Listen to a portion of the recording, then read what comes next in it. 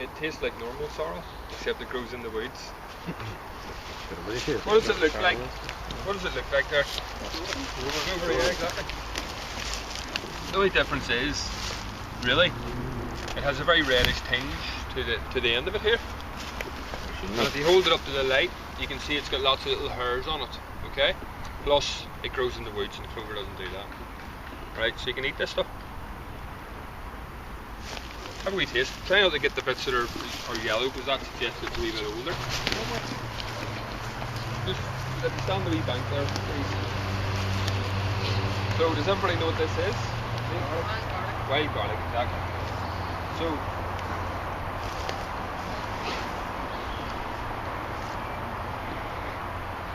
anyway, you can eat the whole plant, okay? And the bulbs are like little onions if you dig them up. This time of the year they'll be a lot smaller because all of the stuff in the bulb has gone to make the plant, right? But in the late summer, when they die down again, the bulbs get bigger, restored, so you can eat them. The start of the spring is a good time to get them, and towards the end of the summer they take up the bulb. But the flowers are the mildest part of the plant, and as the leaves get older, they get stronger and stronger and stronger. So we'll gather some of this wild garlic, which is also called ramsons. And we'll eat it with our fish, garlic and fish. Can't really go wrong with that. So Clinton's got our man bag.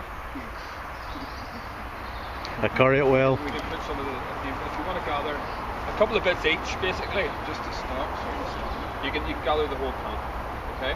Leaf as well, or leaf as well, yeah. But at this time of year, as they start to flower, it has a long, big flower spike. And then it comes these red berries. You probably see it. Yeah. We'll see some around. We'll definitely see some around. Does everybody know what an ash tree looks like? Yep. Ash tree are one of the trees that seed first whenever a big tree comes down. Okay? See this big boy here? It used to be dominating this part of the forest. Okay? It's a horse chestnut and it's died of a disease basically. It's been dropping limbs all the time. So there's been lots of little ash seeds just waiting here for light to hit the forest floor, and they've sprouted up. They're a pioneer species. These are all ash. Okay? Ash is the famous one that's getting all the ash dieback now. Okay? I'm sure you've heard of that in the news. They're talking about it quite a lot. It's actually only an imported ash. Our native ash, it hasn't been found yet. Okay? Which is good. Because we have a lot of ash. Anyway, ash used to be known as weapon wood, because lots of weapons were made out of it. It's very straight grained, it's white, and it's easy to work. Okay? Used to make hockey sticks out of them, now they make it out of some Chinese wood. Baseball bats used to be made out of ash, American ash.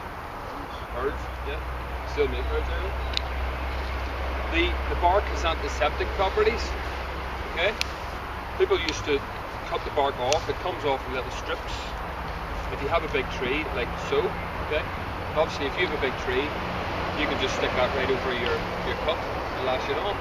It's antiseptic properties, and it can be lashed on as well, okay? If you get a big enough tree and you have a broken leg, you take a big sheet of bark off and you can put it on your leg like a splint. Okay? Very hard to bend. Plus, the other thing they used to do, they make containers out of it. They would take big sheets of bark out and then fold it in a certain way, and you basically make a box which you can put water in and then heat with hot stones and boil your water in. Okay, we've done it in here. I'll get some ash bark later on and I'll show you a little container made out of it. You can make spoons and cups as well very quickly out of it if you don't have a cup, because a container is one of the hardest things to come across in the wild. Apart from ash bark now, because I've just told you about that, if I was to say go and get a container of natural material, what would you get? Couldn't think of one, could you? cedar. Cedar? Cedar bark? Well, cedar's not a native tree. Obviously, but would you know how to do it with cedar? You have a go at it? Yeah. Bark is one of the things that you can use, okay? But the only thing is it only works at certain times of the year. Ash bark is coming up now because the sap's rising.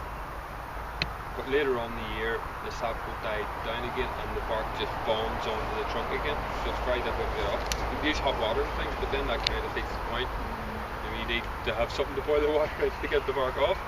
So there's a lot of things that if you have a container, if you have a knife, and if you have something to create fire, you've basically covered everything you need. The hardest things to make, containers, fire, and cutting too.